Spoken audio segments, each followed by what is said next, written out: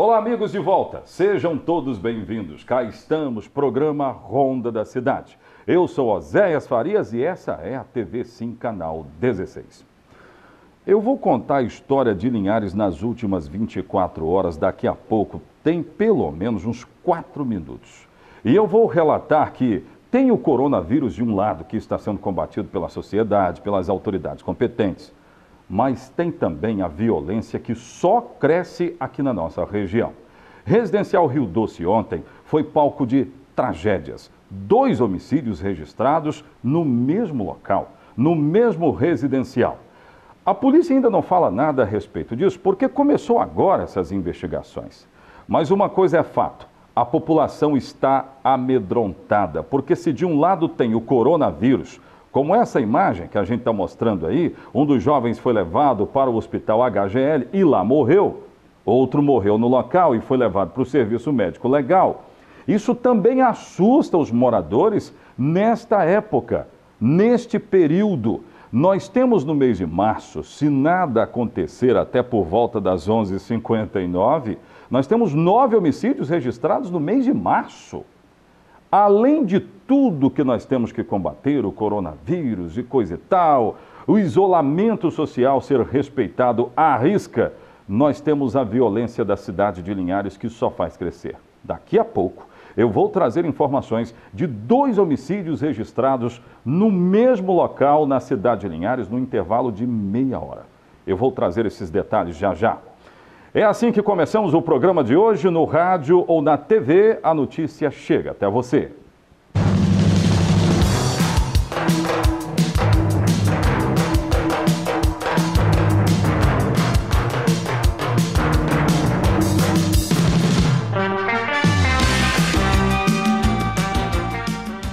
No mesmo giro de notícias que eu vou trazer agora no programa Ronda, onde eu vou atualizar a cidade, tem os novos números de boletins epidemiológicos que foram divulgados pela Prefeitura Municipal. Lá ela confirma o número exato de casos confirmados, descartados, os notificados, aqueles que já foram descartados, obviamente, e que nós vamos trazer daqui a pouco no programa Ronda da Cidade.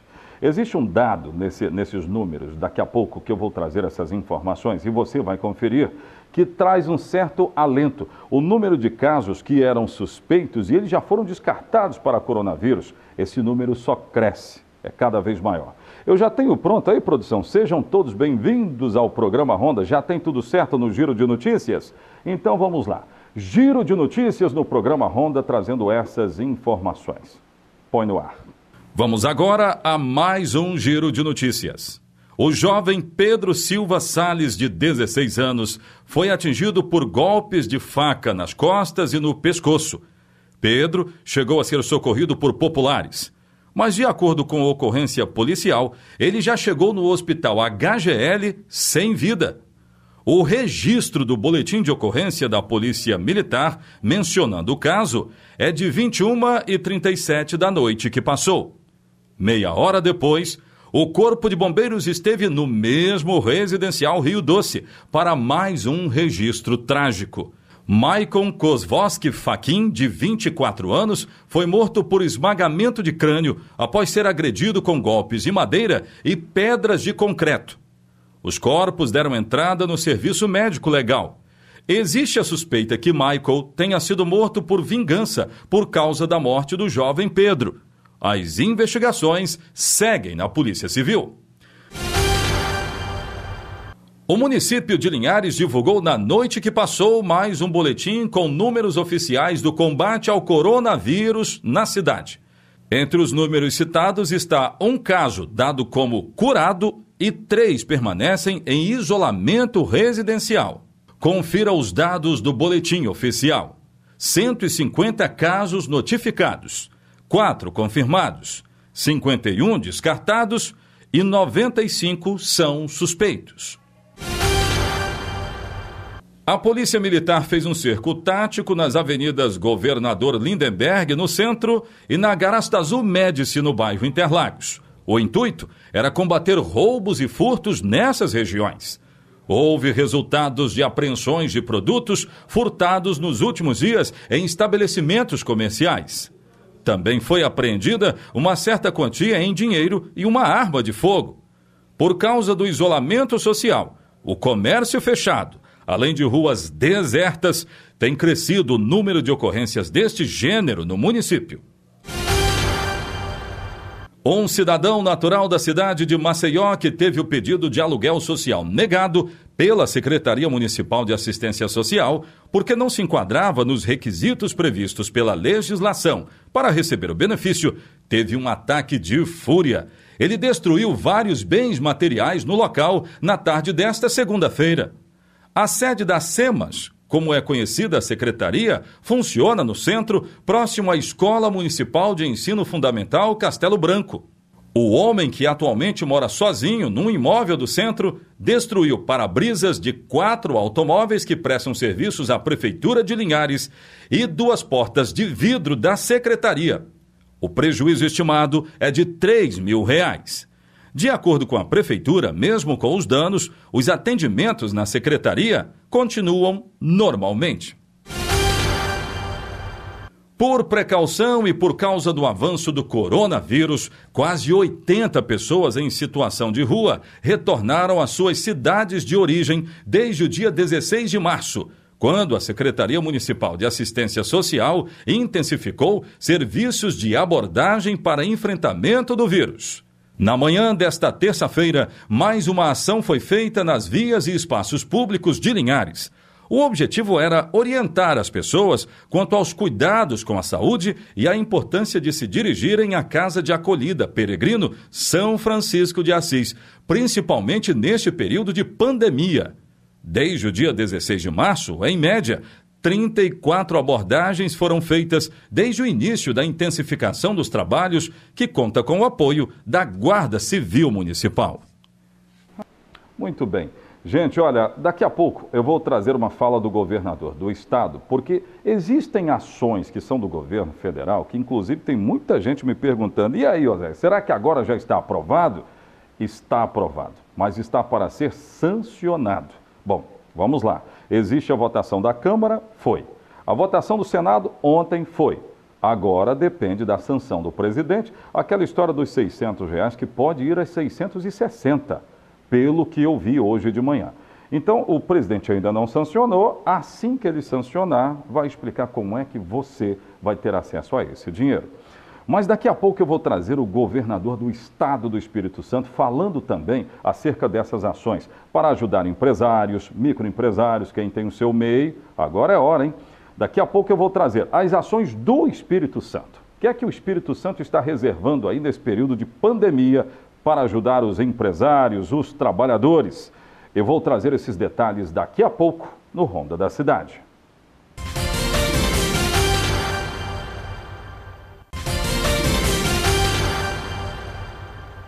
Vou começar o segundo bloco falando de coisa boa, Rede Descontão. Querendo aumentar a sua imunidade, querido? Produção, coloca para mim aí a Rede Descontão. Tem promoção valendo para hoje. Maxivit R$ 49,90, subida para o mercado municipal. Perde não, hein? Vai lá e aproveite. Olha, o governador do estado fez um anúncio muito importante. Pode tirar aí, vamos lá. O governador do estado fez um anúncio muito importante para quem é microempreendedor, o pequeno empresário, o grande empresário também. Ações do estado do Espírito Santo na liberação de verba para esse pessoal lidar com essa pandemia do coronavírus. Eu tenho o comunicado do governador, ele traz todas as informações. Põe no ar. O governador Renato Casagrande anunciou 30 milhões de reais do Fundo de Infraestrutura para microempreendedores individuais, artesãos e para a economia solidária. Serão até R$5 mil, sem juros, sem correção monetária e 6 meses de carência para começar a pagar, podendo ser dividido em 24 vezes.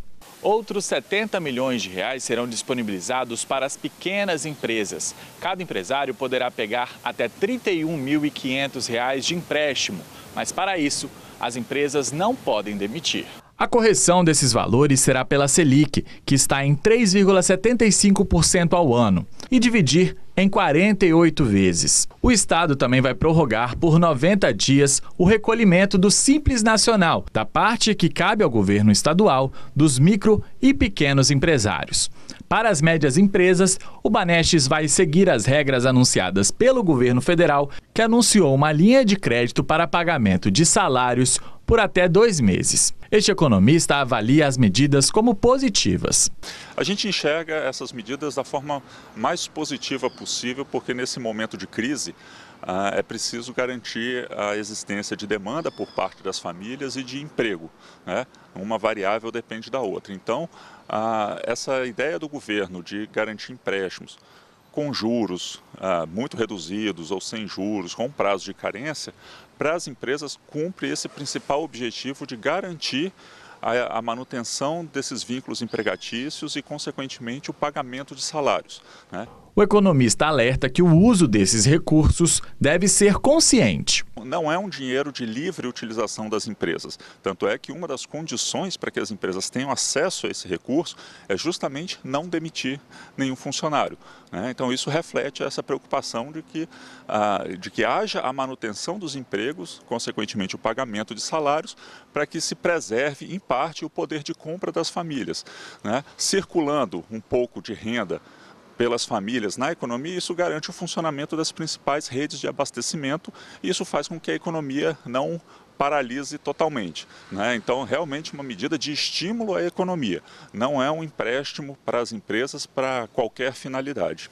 O socorro do governo às empresas deve minimizar os impactos da pandemia na economia. Por conta dessa pandemia, a economia vai desacelerar, né? A gente tem uma redução da atividade econômica e isso é inevitável, né? Então, essa atuação mais direta do Estado de injetar dinheiro na economia, fazer esse processo de transferência de renda, é justamente para garantir que a economia tenha uma paralisação um pouco mais lenta ou, como você disse, né, a gente tem que diminuir esse prejuízo, né? E você faz isso basicamente como? Transferindo renda para as famílias para garantir o consumo dessas famílias e aumentando o gasto do governo, né? Nesse momento de crise, assim como todos os outros países estão fazendo, a ideia é não se preocupar com o equilíbrio fiscal a curto prazo, né? O governo vai ter que aumentar os seus gastos, vai ter que transferir recursos para a economia para minimizar esse prejuízo. Depois vem a preocupação do que fazer com as contas públicas por conta disso. Mas nesse primeiro momento o governo tem que garantir o funcionamento mínimo da economia, o aquecimento mínimo do consumo das famílias. Muito bem. Ações do governo do estado tem que ter para se somar às ações do governo federal. Tá aí você que estava com dúvida. Gente, eu estou recebendo aqui 2 notas e uma é fake. E envolve a CDL, a Câmara de Dirigentes Lojistas. Uma nota diz o seguinte: informa aos associados e lojistas em geral que após reunião ocorrida nesta tarde, com autoridades locais, membros do Judiciário, do Ministério Público, Polícia Militar e autoridades sanitárias, e um comitê reuniu comerciantes de diversos ramos e tal, também com o prefeito municipal, ratificamos expressamente, por meio de novo decreto municipal, deliberações do Comitê Extraordinário Estadual. E aqui a nota é muito grande, falando a respeito de decisões que teriam sido tomadas por causa dessa calamidade toda. Mas é mentira, é fake. Eu recebi hoje uma nota que é a nota oficial do CDL. Olha o que diz. Representantes desta entidade não participaram de nenhuma reunião com o poder público e outras lideranças para discutir a ampliação do prazo do decreto 383 da Prefeitura, que determina a suspensão das atividades. Reforçamos que a nota em circulação, em nome da CDL, é falsa. Portanto, é falsa. É a guerra da comunicação. Infelizmente, num momento tão difícil desse, a gente precisa lidar com fake news. São doentes as pessoas que lidam com essa história de fake news. É só assim que eu posso vê-los, não tem jeito não. Gente, daqui a pouco eu vou trazer o médico Dr. Fernando Pandolfi, que vai nos falar sobre coronavírus, a cidade de Linhares que está em isolamento social, o comércio não abre e o setor de saúde combatendo o coronavírus. Eu vou trazer essas informações já já.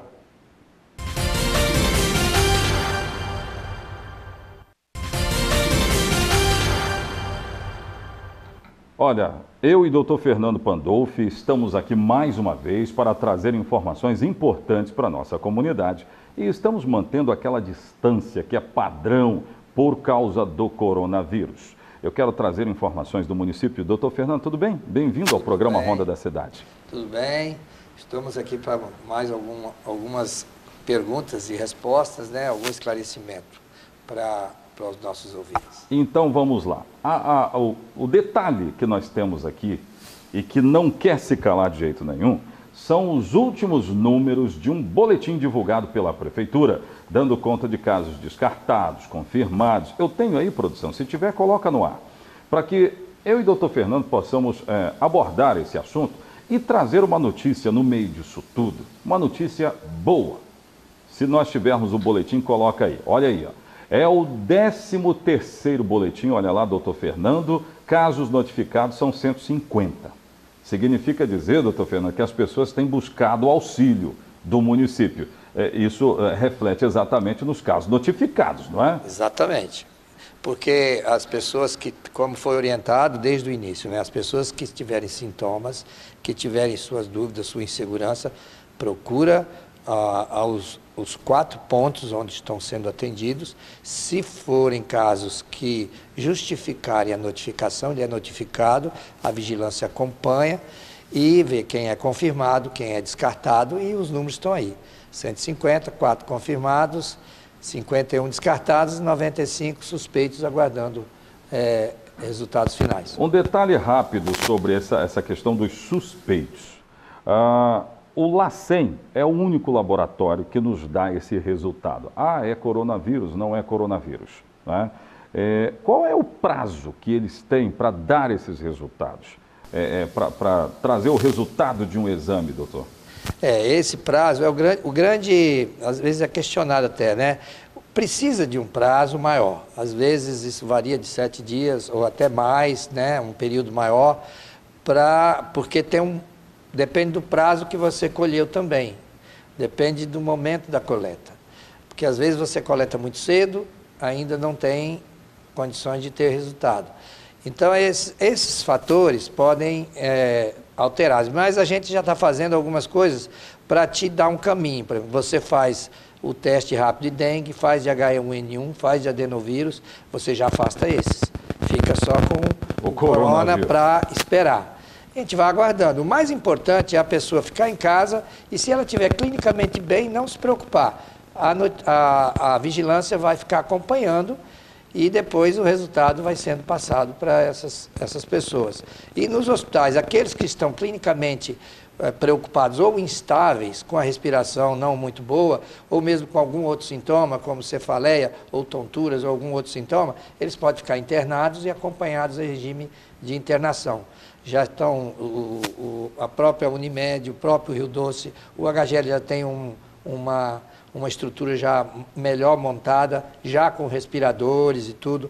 Então, esse tempo agora deu uma chance de todos se prepararem um pouco melhor, porque se viesse um fato rápido, isso poderia se transformar numa catástrofe. Por isso que esses cuidados todos que está se pedindo às pessoas, principalmente os grupos de risco, as pessoas evitarem aglomeração, quem é de grupo de risco não saia, peça para fazer as suas coisas por outros, pega às vezes parentes, pessoas que podem sair para fazer, não se exponham, né? Porque é uma fase agora, esses próximos 10 dias, 15 dias, 15 dias, é né? um divisor de águas, eu acho, que a gente pode ter um pouquinho de paciência, de calma nesse momento. E quem fica em casa, gente, não é para ficar em casa fazendo farra, juntando gente para fazer festa. Fazendo churrasco, vou chamar 30, estou dentro de casa, não resolve. Toma cuidado, vamos, nesse momento, um pouquinho de sacrifício de todos. Eu sei, até minha mãe tem 90 anos, ela está com raiva que não sai de casa, então vai fazer o quê, né? Não é só com ela, né? Com todo mundo, né? Com todo mundo. Então... Agora, tem uma pergunta, doutor, que eu preciso fazer, e o nosso tempo passa muito rápido, a entrevista, quando é boa, passa rápido demais. No meio disso tudo, eu até falei no começo da entrevista, tem um detalhe que é positivo. Dos 4 que estão testados positivos para coronavírus em Linhares, um já se tratou e está curado de coronavírus. Ah, que bom. Isso aí, para você ter, só para entender, isso significa que o nosso sistema imunológico, ele tem um exército para entrar em contato, detectar e combater o inimigo. É sinal que isso aconteceu e o corpo ganhou. Teve uma vitória. E a maioria vai acontecer isso, principalmente os jovens. Quem não é fator de risco? Estão dizendo assim, alguns jovens estão contraindo. Mas às vezes é um jovem, mas que é de risco. Às vezes ele é um diabético, ele é um obeso, ele é um hipertenso. Então, não tem que ir pela idade só, não. Tem que ir também pelos outros fatores. Se você é jovem, mas é diabético, é hipertenso, é obeso, tem outras doenças... É fumante, por exemplo, né? Usa corticoide, usa outros medicamentos. É grupo de risco. Então, tem que tomar cuidado nesse momento. É um tempo pequeno, para a nossa vida, 15 dias a mais ou a menos, vale muito. É melhor a gente tomar um pouco de cuidado. É verdade. Doutor Fernando, obrigado por ter vindo. Doutor Fernando sempre atento para nos dar essas informações. Olha, o melhor é o isolamento social nesse momento. Os próximos dias serão, como disse o doutor Fernando, divisor de águas de fato. Nós estamos aqui acompanhando. Mais uma vez, obrigado por ter vindo aqui no Ronda. Gente, eu quero finalizar o programa, chamar a produção para a gente colocar no ar a imagem de Soretama. Soretama hoje está completando aniversário. Doutor Fernando gosta daquela região também, né?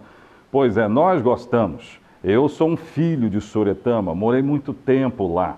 E eu gosto muito dessa população. Eu torço pelo sucesso dessa população. Hoje, 26 anos dessa comunidade aí que nós estamos mostrando, que se emancipou, pensando em momentos bons, momentos agradáveis, passou por diversas administrações e momentos frustrantes também.